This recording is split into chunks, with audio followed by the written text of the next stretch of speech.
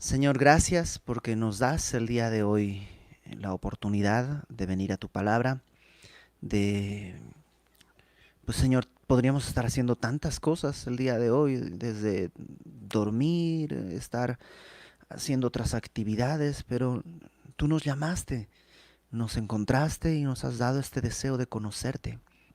Y queremos hacerlo, Señor. Así que venimos a ti el día de hoy anhelando conocer lo que tú quieras decirnos.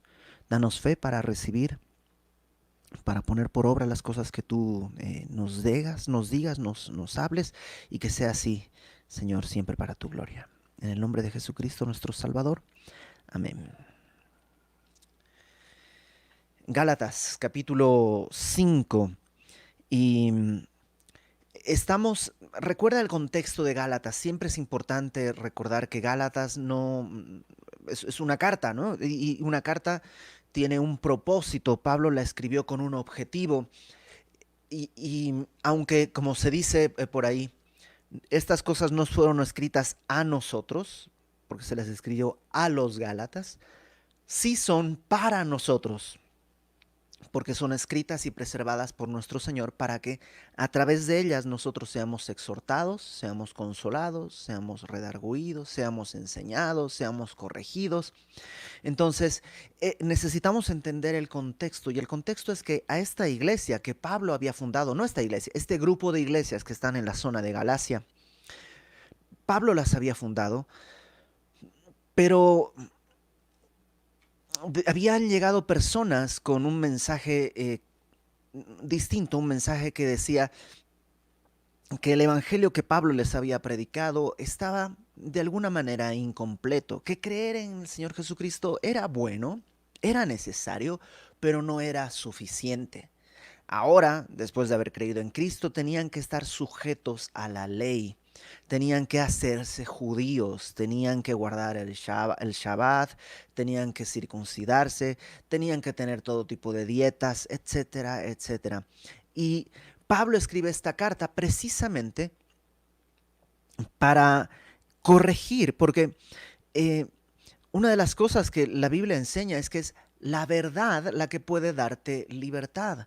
A veces tendemos a tomar otro camino. Por ejemplo, eh, si mi hijo, ¿no?, chiquitito, va a meter los dedos al enchufe, ¡paf!, le doy un manotazo. Y así hasta que entienda que no debe hacerlo. Y puede que produzca un resultado en su conducta. Pero aunque hay un resultado en su conducta, en realidad no hay un cambio en su corazón. Simplemente ha tenido miedo de que le vuelva a golpear en su mano. En cambio, si yo le pudiera hablar con la verdad, si yo le pudiera explicar y él pudiera entender y creer esa verdad, no metería los dedos al enchufe, no por temor a ser castigado, no por temor al dolor que podría venir, sino simplemente porque la verdad ha hecho en su corazón un espacio de prudencia. Bueno, la ley, la obediencia a la ley religiosa no apela a la verdad, apela a el temor, apela a el miedo, apela a incluso al chantaje. Entonces Pablo en esta carta lo que ha hecho es explicar doctrinalmente por qué es no solo necesario, sino indispensable creer en Cristo como la fuente de nuestra salvación y nada más. Pablo nos dejó con claridad que la manera de ser salvos es a través de la gracia de Dios por medio de la fe en Jesucristo. La ley tiene un objetivo, sí, el objetivo de la ley no es salvar, sino llevarnos a Cristo. Lo hemos leído también en 1 Timoteo. Pablo les dice, capítulo 1, la ley es buena si uno la usa legítimamente. ¿Qué es usar legítimamente? Ahí en 1 Timoteo Pablo nos dice que la ley es para el homicida, para el parricida, para el secuestrador, para el sodomita, para el fornicario. En cambio, no es para el justo. ¿Por qué? Porque el justo ya no está bajo la ley, sino bajo Cristo. Ahora, eso podría llevar a pensar a la gente a que si les digo eso, van a agarrar monte y van a vivir como sea y van a decir, pues es por gracia, entonces puedo vivir como sea, puedo pecar como quiera, total, es por gracia. Y Pablo, a partir del capítulo 5, nos empezó a explicar que no, porque fuimos llamados a libertad y la libertad no es para esclavizarnos a un pecado, eso ya no es libertad. La libertad no es para que le demos ocasión a la carne. La libertad es para que podamos servirnos en amor. Y dice en el versículo 16 que vimos la semana pasada, andad en el espíritu y no satisfagáis los deseos de la carne. Porque el deseo de la carne es contra el espíritu y el espíritu es contra la carne y estos se oponen entre sí para que no hagáis lo que quisierais. Entonces lo primero nos hablaba de este deseo, el deseo de la carne y el deseo del espíritu que están en contraposición. Luego nos habló, versículo 18, ¿quién te guía? ¿No? Si sois guiados por el espíritu, no estáis bajo la ley. Y manifiestas son las obras de la carne. Entonces, si eres guiado por el espíritu, ya no te guía la ley, sino el espíritu. En cambio, si te guía la carne, ¿cuál es el resultado? ¿A dónde vas a llegar? Dice, las obras de la ley manifiestas son adulterio, fornicación, inmundicia, lascivia, idolatría, hechicería, enemistades, pleitos, celos, iras, contiendas, disensiones, herejías, envidias, homicidios, borracheras, orgías. Y dice, y cosas semejantes a estas, acerca de las cuales os amonesto, como ya os lo he dicho antes. Y por último, Pablo nos habló del destino. ¿Qué va a pasar con aquellos que siguen este caminar de la carne?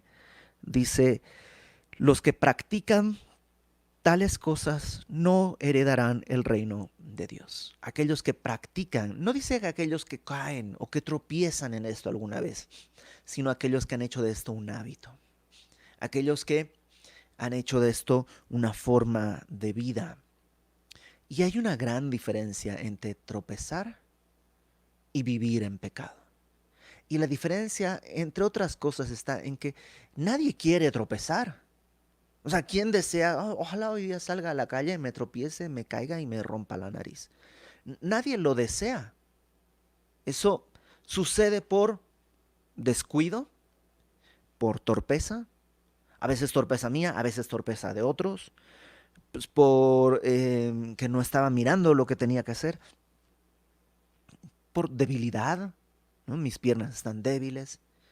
El tropiezo sucede por ese tipo de cosas, no es un deseo. Y lo mismo espiritualmente. Tropezamos por nuestra debilidad, por nuestro descuido, por muchas cosas, pero no es nuestro deseo. En cambio, aquel que vive y practica esto, sí es su deseo. Y lo que está diciendo Pablo es que el destino es muy distinto. Para el que tropieza, tiene gracia, para que lo sostenga. En cambio, aquel que ha hecho de esto su forma de vida, ha despreciado la gracia de Dios. Ya no la desea, la ha hecho a un lado. Lo increíble es que todo este contexto está en medio de, no de que los Gálatas, o sea, no hay una acusación de que los Gálatas son como los corintios. ¿Te acuerdas de los corintios? Los corintios eran, o sea, un hombre tenía la mujer de su padre, se demandaban entre sí, ese no eran los problemas inmorales. Pablo está poniendo todo esto en el contexto de que la religiosidad es exactamente igual, es carnal. La religiosidad es una imitación de la santidad, pero no es santidad. La religiosidad en realidad es una esclavitud, no es libertad. Ahora, vamos a ver el versículo 22, un pedacito del versículo 22, porque pone Pablo el contraste entre estos que no heredarán el reino de Dios, y fíjate los contrastes que hay. Mas el fruto del Espíritu es amor, gozo, paz, paciencia, benignidad, bondad, fe, mansedumbre, templanza. Contra tales cosas no hay ley. Fíjate los contrastes. El más evidente es que es la carne y el espíritu. O sea, uno son, dice, las obras de la carne, lo que la carne puede producir, el otro es el espíritu. Segundo contraste, uno son obras y el otro es fruto. ¿Cuál es la diferencia? Bueno, las obras son cosas que se hacen, el fruto es algo que nace, el fruto es algo vivo, algo que incluso lleva en sí mismo la capacidad de dar más fruto, más vida. Las obras no. Alguien ha relacionado como la idea de un producto y un fruto. El producto es algo que manufacturamos, hacemos, ¿no? Unos zapatos, hacemos una guitarra, no se encuentra. Y por supuesto, si no fuera por nuestro esfuerzo, no sucede. En cambio, el fruto es algo que tiene que ver con la naturaleza. Un árbol de manzanas da manzanas, un árbol de naranjas da naranjas, un árbol de peras da peras. O sea, tiene que ver con la naturaleza. El, la carne produce este tipo de obras, pero dice acá, el fruto del Espíritu es amor, gozo, paz, etcétera. Se ha debatido muchísimo también este otro contraste que tiene que ver con las obras en plural de la carne y el fruto en singular. Y de aquí lleva a muchos a considerar que en realidad hay un solo fruto del Espíritu, que es amor. Y ese fruto que es amor se refleja en gozo, paz, paciencia, benignidad, bondad, fe, mansedumbre, templanza. Puede ser, realmente yo siempre lo había creído así, pero esta semana, leyéndolo, estudiándolo, me di cuenta de que no necesariamente Pablo en las obras de la ley está haciendo, de la ley, perdón, las obras de la carne, no está siendo exhaustivo. Es decir, no es que pone, estas son las obras de la carne y no hay más. De hecho, él mismo dice esto y cosas semejantes, ¿no? En el versículo 21. O sea, no estoy siendo exhaustivo, dice Pablo. Esto y todo lo que se le parezca. Lo mismo en el fruto del Espíritu. No es que el fruto del Espíritu solo es esto. Simplemente está enlistando algunas cosas, pero también hay otro tipo de cosas semejantes que vienen dentro de este mismo fruto. Otros han visto que este fruto lo que hace es una descripción de Cristo. Cristo es el epítome, el mejor ejemplo de amor, de gozo, de paz, de paciencia, de benignidad, de bondad, de fe, de mansedumbre y de templanza. Entonces, una vez más, la idea de Pablo es que podamos ver que las obras de la carne, dice, son evidentes. Versículo 19, manifiestas son las obras de la carne, pero también las del Espíritu. Lo que el Espíritu produce también es evidente. Y vamos a ir viendo de a poco. Estas obras, o perdón, este fruto del Espíritu está dividido en tres elementos. Tres, tres, tres. Los primeros tres es amor, gozo y paz. Y yo sé que a veces se entiende amor como esta capacidad de amar al prójimo y creo que tiene que ver con eso, definitivamente tiene que ver con eso. Pero en un sentido más cercano, yo creo que está hablando de tres cosas que tienen que ver con mi relación con Dios. Amor, gozo y paz es el fruto del Espíritu en mi vida. Ahora, ojo, y esto es importante, no es mi fruto, es el fruto del Espíritu, pero el Espíritu está en mí. Pero yo no lo puedo hacer, o sea, no es algo que yo puedo conseguir, es algo que el Espíritu tiene que hacer que se produzca en mí, es el fruto del Espíritu. Entonces vamos con el primero, amor. Evidentemente, la palabra amor el día de hoy se ha manoseado demasiado y se ha desgastado. Eh, lo platicaba en una cosa que escribí en mi blog hace un tiempo porque Cuando vinieron mis papás a visitarme hace, pues casi en el año 2000, yo creo, hace 20 años, un amigo mío que me hizo el favor de llevarlos a pasear, les dijo, ah, su hijo los ama, ¿no? Y mi papá se le hizo muy chistosita la frase, porque en aquella época, en Bolivia, la palabra amor todavía solo implicaba la relación que existe entre un hombre y una mujer en una relación, como un hombre ama a su esposa.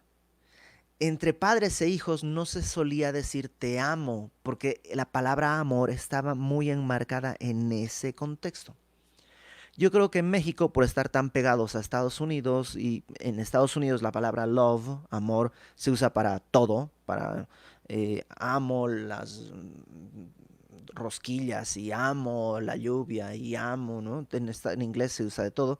Yo creo que de ahí se derivó al español porque antes no era así. O sea, yo recuerdo cuando estaba leyendo un libro que decía, en español decimos, amo el chocolate. Y yo pensé, yo no digo amo el chocolate. Ni yo ni nadie que conozca dice amo el chocolate. Pues ni modo que tengo, no tengo una relación con el chocolate. Me puede gustar, me puede encantar, me puede fascinar, pero no puedo amar el chocolate. El día de hoy ya no. Como te digo, la palabra se ha manoseado. Tanto que ahora amamos todo. Y ahora resulta que amamos lo que sea. Y hasta los cristianos, entre cristianos, pues yo amo mucho a tal, yo amo mucho al otro. Y a veces nomás estamos diciendo, me cae bien, pero pues como entre cristianos es más cool decir lo amo, se ha manoseado la palabra. Entonces creo que necesitamos ver a qué se refiere con amor en este contexto que Pablo está diciendo. Y creo que lo primero es verlo en el contexto del mismo capítulo. Fíjate, en el capítulo 5, versículo 1, lo que Pablo dice. Voy a leer del 1 al 6. Dice, estad pues firmes en la libertad con que Cristo nos hizo libres. No estéis sujetos otra vez al yugo de esclavitud. Y aquí yo, Pablo, os digo que si os circuncidáis, de nada os aprovechará Cristo. O sea, si te vas a la religión, pues Cristo ya no te sirve. Estás buscando que te salve la religión o estás buscando que te salve Cristo. Si te vas a la religión, Cristo ya no te sirve. Y otra vez testifico a todo hombre que se circuncida que está obligado a guardar toda la ley. No se puede estar en las dos barcas al mismo tiempo. O estás en la circuncisión con la religión, buscando que la religión te salve, o estás en Cristo con la gracia, confiando en que Cristo te va a salvar a través de la gracia que Él tiene. De Cristo os desligasteis los que por la ley os justificáis, de la gracia habéis caído. Pues nosotros, fíjate, por el Espíritu aguardamos por fe la esperanza de la justicia. Nosotros, dice Pablo, los creyentes, no estamos confiando en que yo sí cumplo el sábado, yo sí cumplo las normas dietéticas, yo sí hago esto. No, no, no. Nosotros aguardamos por fe la esperanza de la justicia. No descanso en lo que yo pueda hacer, sino en lo que Dios ha prometido. Le he creído y esa es mi esperanza. Porque en Cristo Jesús ni la circuncisión vale algo, ni la incircuncisión. O sea, la realidad es que el que está circuncidado y el que no, los dos están perdidos. El que cumple las dietas kosher y el que no, están perdidos. El que guarda el Shabbat y el que no, también están perdidos. Todos los seres humanos, no hay bueno ni aun uno, todos estamos perdidos. Pero en Cristo, fíjate, ni la circuncisión vale algo, ni la incircuncisión, sino qué cosa, qué es lo que vale, la fe que obra por o a través del amor. Entonces Pablo en su mente nos está tratando de expresar en su carta que el amor está directamente ligado a la fe. La fe, dice, obra a través del amor. Y esto ya se pone interesante, porque normalmente en el caminar actual entendemos el amor como un sentimiento. Y sí, parte del amor es un sentimiento, es algo que sientes, es algo que te arrebata, ¿no? Pero en el contexto bíblico la Biblia nos presenta que el amor no es solo un sentimiento. Fíjate lo que dice Primera de Timoteo capítulo 1. Primera de Timoteo capítulo 1, versículo 5. Pablo le da una serie de instrucciones a Timoteo y le dice, el mandamiento, el propósito de este mandamiento es el amor nacido de corazón limpio, de buena conciencia y de fe no fingida. O sea, corazón limpio, buena conciencia y fe genuina producen amor. El amor surge de corazón limpio, buena conciencia y fe no fingida. Una vez más, Pablo está ligando la idea del amor con la idea de fe. Eh, entonces, ¿sabes por qué el amor puede ser un elemento del creyente? Porque ha creído. Eso es fe, ha creído. El cristiano ha creído. Si no ha creído, entonces no puede amar. Ahora, ¿qué es lo que tiene que creer? Pues tiene que creer en el Evangelio. Porque es la fe del Evangelio que se expresa a través del amor. Cuando yo estoy en mi propia naturaleza pecadora, cuando estoy viviendo bajo mis propias normas, estoy pues siempre sujeto a mis propios deseos carnales. ¿Puedo amar a los que me aman? Sí. Hasta las arañas aman a sus hijos, por decirlo así.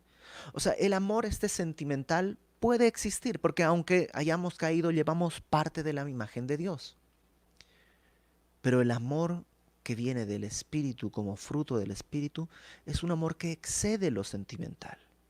Puedo decidir amar. Fíjate lo que... primero vamos a Levítico capítulo 19. Porque este tema de amar no es exclusivo del Nuevo Testamento. En Levítico 19, versículo 18, fíjate lo que dice.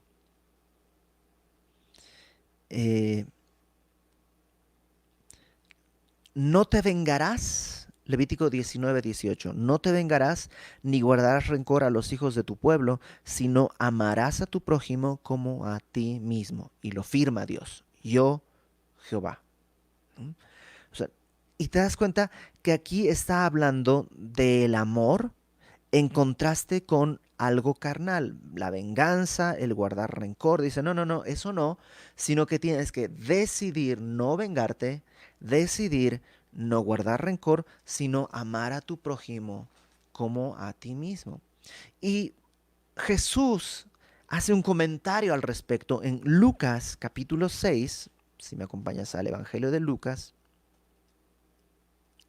capítulo 6, versículo 27. Lucas 6, 27. Dice, pero a vosotros los que oís os digo, amad a vuestros enemigos. Y fíjate cómo hace su comentario. ¿A qué se refiere con amar a mis enemigos? Haced bien a los que os aborrecen, bendecid a los que os maldicen, orad por los que os calumnian. Al que te hiere en una mejilla, preséntale también la otra, y al que te quite la capa, ni la túnica le niegues. A cualquiera que te pida, dale, y al que tome lo que es tuyo, no pidas que te lo devuelva.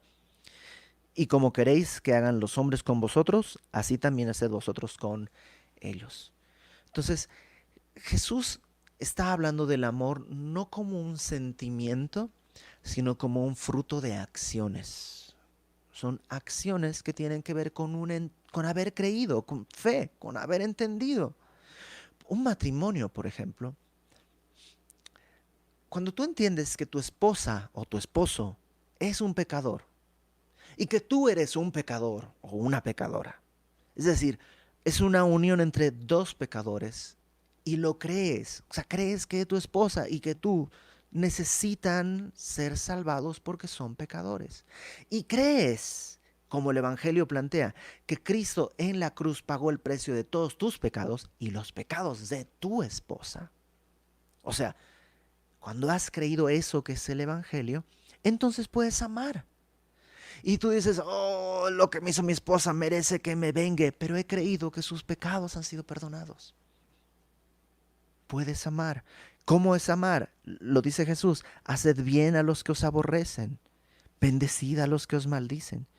O sea, en mi carne, lo máximo a lo que puedo llegar es a indiferencia. Ok, mira, no voy a pelear contigo. Mira, para mí, a partir del día de hoy, tú eres como una planta. No, ni una planta. La planta le echo agua. A tú, mira, cada quien en lo suyo, mejor así le llevamos en paz. Y esa es una solución muy buena en el mundo. Pero en Cristo no. En Cristo, parte del fruto que Dios quiere que el Espíritu produzca en nosotros es amor. Y este amor no es un sentimiento, sino la decisión por fe, porque he creído en el Evangelio, la decisión por fe de actuar bien, de bendecir al que con justicia se merece ser maldecido. Pero he creído que Dios lo puede bendecir. He creído que Dios me puede guardar. He creído que el amor, como dice Pedro, cubre multitud de faltas, multitud de pecados. Entonces, cuando hablamos de amor, ¿no?, estamos hablando de acciones, decisiones que tienen una base. ¿De dónde surge este amor? De la fe, de haber creído. No surge de un sentimiento. O sea, si tú estás esperando un sentimiento para comenzar a amar, probablemente no va a llegar.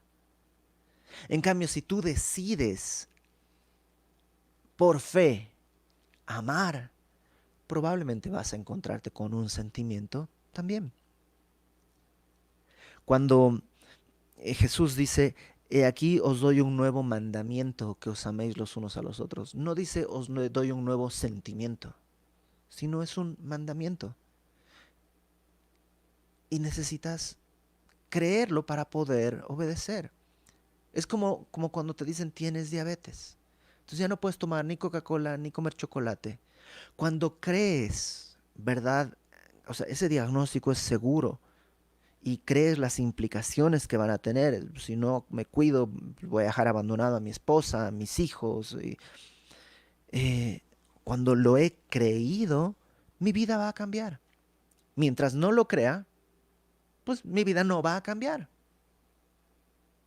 Por eso, no sé si has visto en el súper, todos los productos se han llenado de anuncios, exceso en grasas, exceso en azúcar, ¿no? Y tú dices, pues sí, órale, pues me da dos, ¿no? Ya te llevas tus dos excesos en grasas, porque no has creído que eso es realmente dañino. Hay gente que lo creía antes de que aparezcan esos letreros, ¿no? Y yo no voy a decirte si está bien o está mal, es solo un ejemplo. Lo que estoy diciendo es que cuando creo en la fe, con fe, lo que el Evangelio plantea, puedo amar. Puedo amar.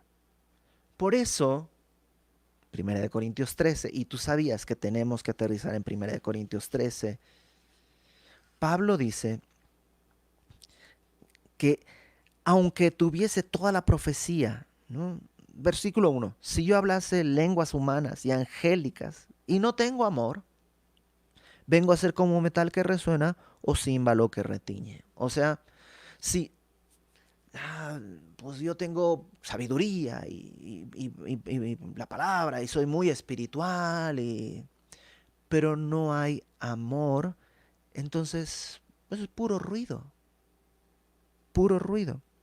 Si tuviese profecía y entendiese todos los misterios y toda ciencia y tuviese toda la fe en el sentido de esta idea de, oh, voy a creer, de manera que trasladase los montes y no tengo amor, entonces no ha sido una fe genuina, porque te acuerdas que el amor es nacido de corazón limpio, buena conciencia y fe no fingida.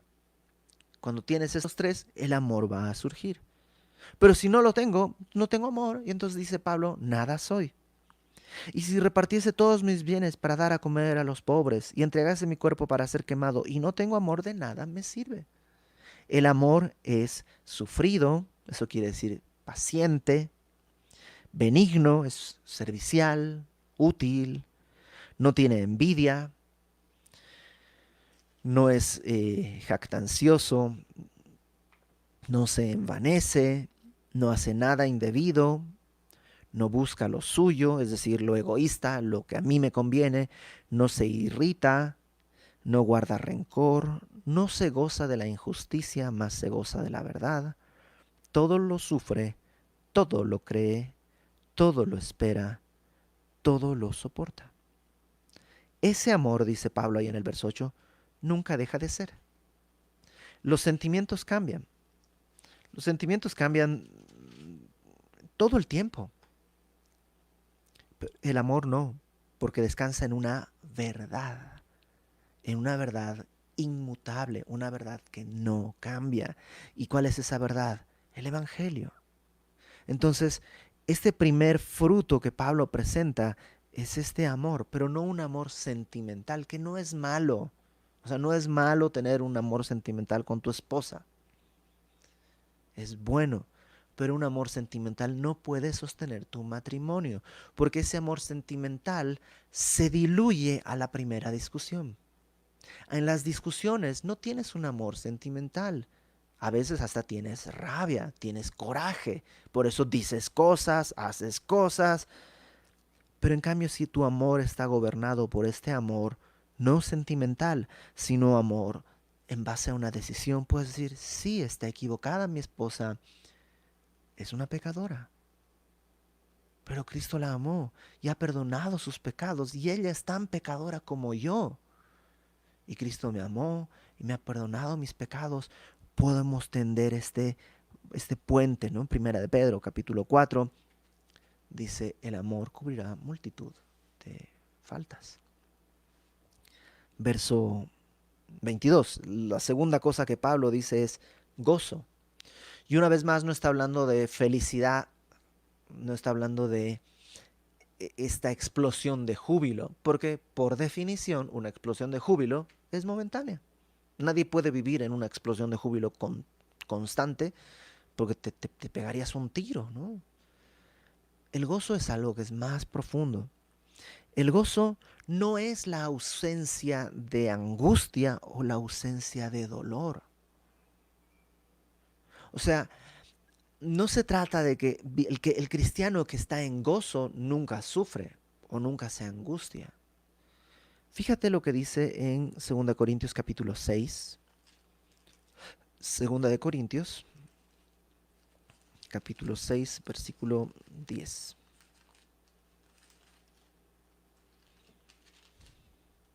Déjame leerlo desde un poquito antes. Eh,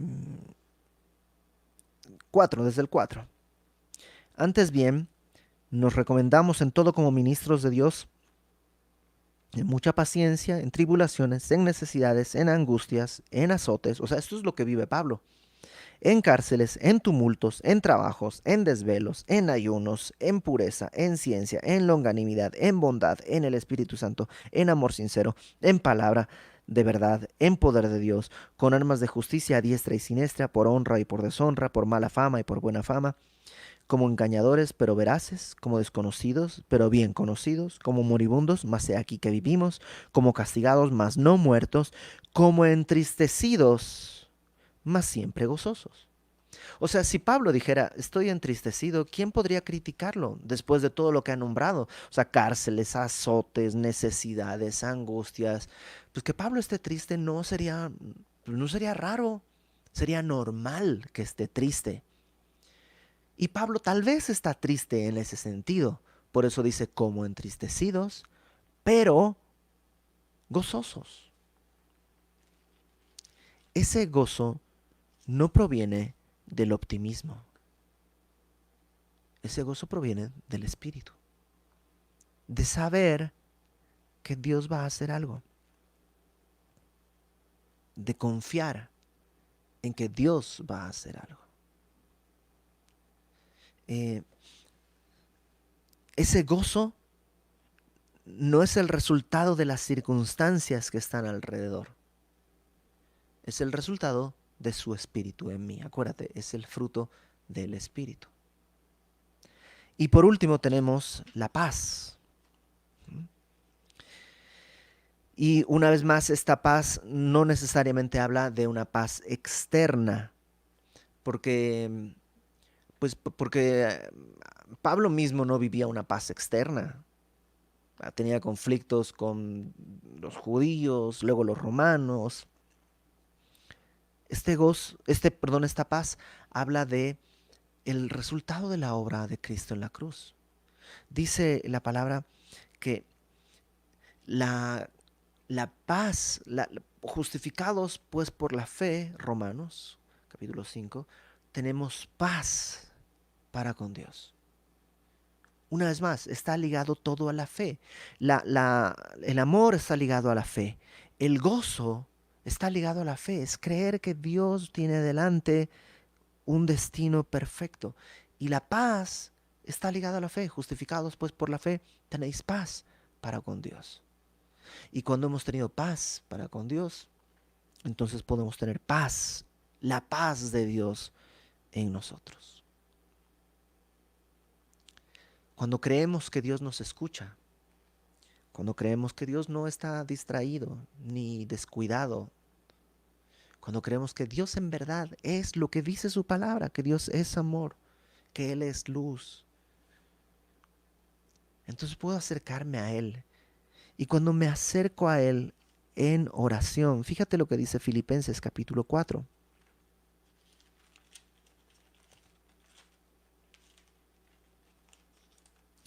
Filipenses capítulo 4. Perdón, estoy en Colosenses. Filipenses capítulo 4 dice, en versículo 4 voy a leer, 4:4, desde ahí voy a leer. Regocijaos en el Señor siempre. Y Pablo está en la cárcel cuando escribe esto. Entonces, otra vez, ¿cómo puede tener gozo estando en la cárcel? Porque tiene fe. Les habla de amor a los filipenses. ¿Cómo puede amar en esas circunstancias? Yo estaría odiando al mundo, pero tiene fe. Incluso para amar a los que lo tienen ahí cautivos, porque está diciéndoles, he predicado el Evangelio. Entonces dice, regocijaos, vuestra gentileza sea conocida de todos los hombres. El Señor está cerca. Eso es lo que cree, la esperanza de su justicia, ¿te acuerdas? Por nada estéis afanosos, sino sean conocidas vuestras peticiones delante de Dios en toda oración y ruego con acción de gracias. ¿Y qué va a pasar cuando tienes fe, confías en el amor de Dios? Eso produce gozo y eso te lleva a poner todas tus cargas delante de Él. Verso 7, y la paz de Dios, que sobrepasa todo entendimiento, guardará vuestros corazones y vuestros pensamientos en Cristo Jesús. Vas a estar en paz. No necesariamente que las cosas externamente se van a resolver, pero vas a estar en paz. Y esto no se puede conseguir con esfuerzos humanos. Nadie puede amar como un esfuerzo humano. Pero a la vez, cuando has creído en el Evangelio, tienes la capacidad de obedecer el amor. Pablo dice, no debáis, en Romanos 12, no debáis a nadie nada, sino el amaros los unos a los otros. Porque la deuda de amor nunca se termina de pagar. Siempre hay que amar al día siguiente, una vez más.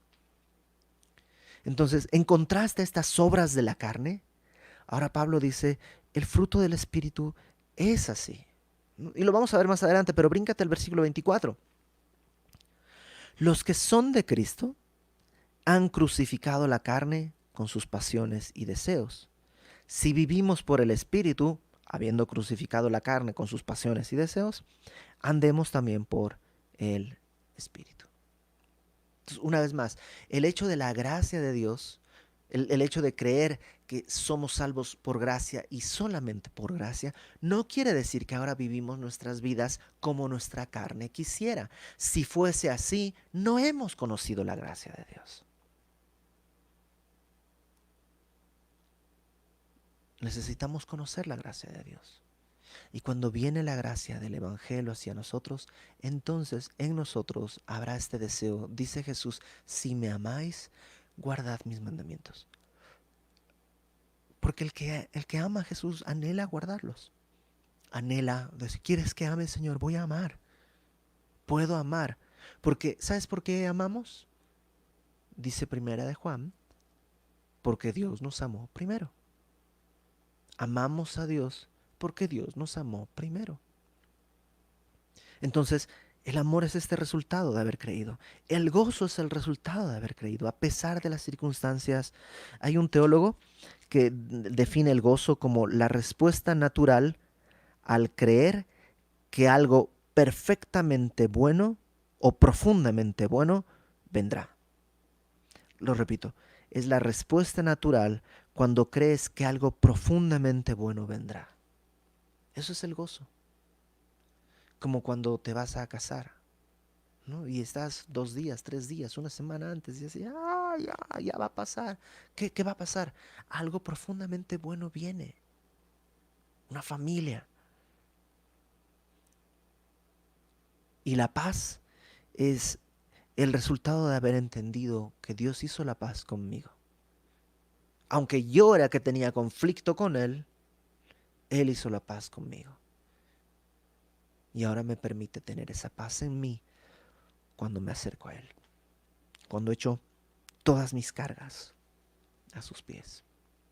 Y Dios quiere que tengamos esto. Porque de esta manera hacemos evidente la obra de Cristo en nuestras vidas. ¿Qué hacer entonces? Pues si esto es el fruto del Espíritu, pidamos el Espíritu. Pidamos el Espíritu para que Dios se glorifique haciendo esto en nosotros. Que alguno que nunca ha demostrado amor, ni el sentimental, ni este, de pronto pueda ser lleno de amor. De pronto pueda tener la capacidad de ver a los demás como superiores a sí mismo.